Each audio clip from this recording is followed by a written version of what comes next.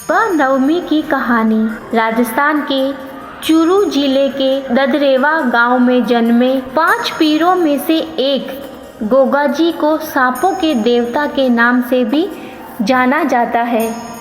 राजस्थान के हनुमानगढ़ के गोगामेड़ी कस्बे में इनका मुख्य मंदिर है, जहां विशाल मेला भरता है। भाद्रपद माह की कृष्ण पक्ष की नवमी को इनका जन्म महोत्सव मनाया जाता है। कहते हैं हिंदू और मुसलमान दोनों इनकी पूजा करते हैं। इनका वाहन नीली घोड़ी हुआ करती है। इनकी कथा के श्रवण से गोगाजी महाराज की कृपा होती है और सांपों से रक्षा होती है।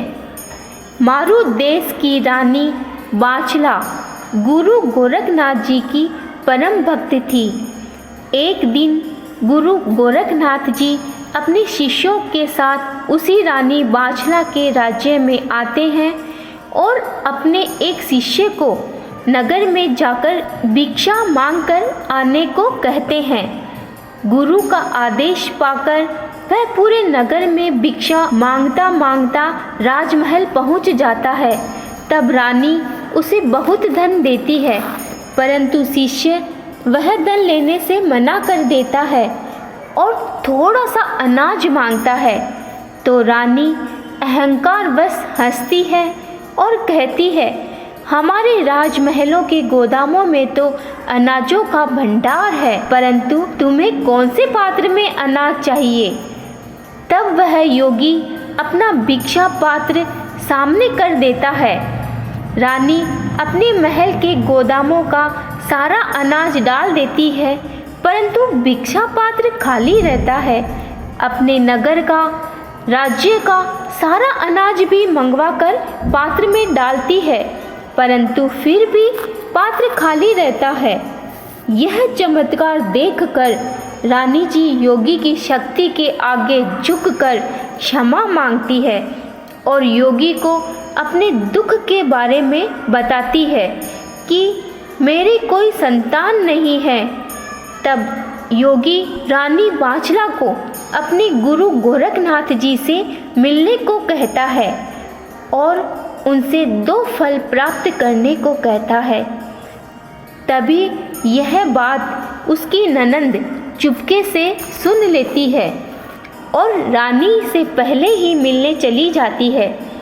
गुरु गोरखनाथ जी इसे वो 2 फल दे देते हैं। जब रानी गुरु गोरखनाथ जी के पास जाती है और उनसे संतान प्राप्ति की इच्छा व्यक्त करती है, तब गुरु गोरखनाथ जी सब कुछ समझ जाते हैं, लेकिन वो 2 फल पहले ही दे चुके होते हैं। तो रानी को वे गूगल का एक फल देते हैं और कहते हैं, इससे जो पुत्र प्राप्त होगा वह बहुत ही यशस्वी व नागों को वश में करने वाला होगा। इस प्रकार गुरु के आशीर्वाद से रानी को एक पुत्र रत्न की प्राप्ति होती है, जिसका नाम होता है गोगा। उधर काछला को भी 2 पुत्र रत्न प्राप्त होते हैं। कुछ समय पश्चात जब गोगा जवान हो जाता है तो वह शादी गौर बंगाल के राजा मानव की बेटी से करना चाहता है। गौर राजा इस शादी के लिए मना कर देता है। तब गोगा इस बात से दुखी होकर अपने गुरु गोरखनाथ जी के पास जाता है और अपने दुख का कारण बताता है। गुरु शिष्य को दुखी देखकर उसकी सहायता हेतु कन्या को विष पान कराता है। इस विष का तोड़ राजा के किसी भी वेद के पास नहीं होता। तब गुरु वेश बदलकर राजा के पास जाते हैं और कहते हैं कि यदि आप गोगा जी की कथा कहेंगे तो आपकी कन्या का, राजकुमारी का विषपान उतर जाएगा। राजा यह बात सुनकर गोगा जी की कथा कहते हैं और राजकुमारी का विष उतर जाता है। तब उसी दिन से यह मान्यता हो जाती है कि नागों की पूजा करने वालों को नागों का भय नहीं रहता है गोगा नवमी के दिन इस कथा का श्रवण करने वालों की गोगा जी महाराज सभी इच्छाएं पूरी करते हैं। जय गोगा जी की।